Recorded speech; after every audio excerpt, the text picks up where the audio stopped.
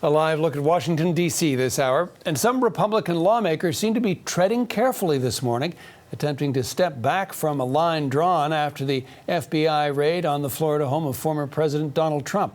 Before it was revealed that top secret documents were uncovered in the basement storage room at Mar-a-Lago, party leaders like Kevin McCarthy denounced the investigation as politically motivated. Other Republicans went further, calling for the agents to be arrested.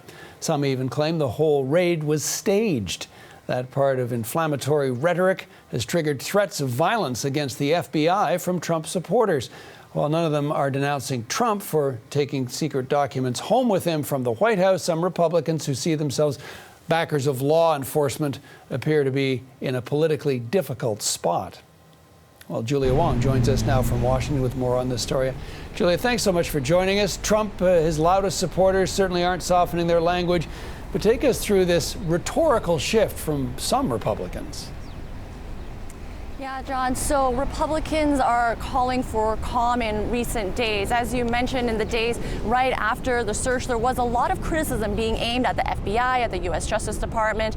They were saying that this was an abuse of power, an overreach of authority, many mentions of how this was a witch hunt.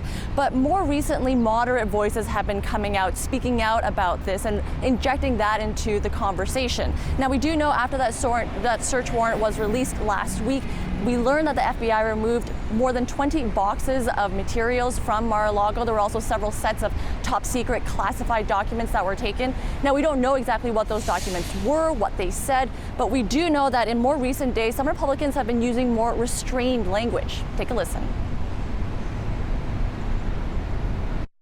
We need to pull back on casting judgment on them. No doubt that they've higher ups and the FBI has made mistakes. They do it. But we cannot say that whenever they went in and did that search that they were not doing their job as law enforcement officers. Look, I'm not one of the individuals out there that says that you immediately attack the FBI or the Justice Department. I think this is very important that you provide them with the opportunity to lay out their case. So as you just heard, it appears this party is trying to figure out how to navigate the situation that they're in right now, how to respond to the search and whether they should or how hard they should be going on law enforcement. It seems like they're trying to figure out how to walk this fine line. They want to be the party of law enforcement, but they also want to be defending Donald Trump. And as you mentioned earlier, John, it's quite a tricky situation that they're in. Now, some Republicans are calling for more information to be released about the search. They want to see the affidavit that justified FBI agents going into Mar-a-Lago that outlined why they went there in the first place. We don't know what was appropriate, what was justified or not, and that's why this affidavit is so important. That will answer all the questions.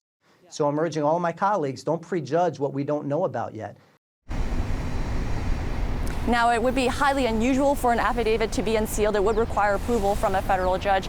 Meanwhile, Democratic lawmakers are calling for a national security damage assessment of the classified materials that were found at Mar-a-Lago.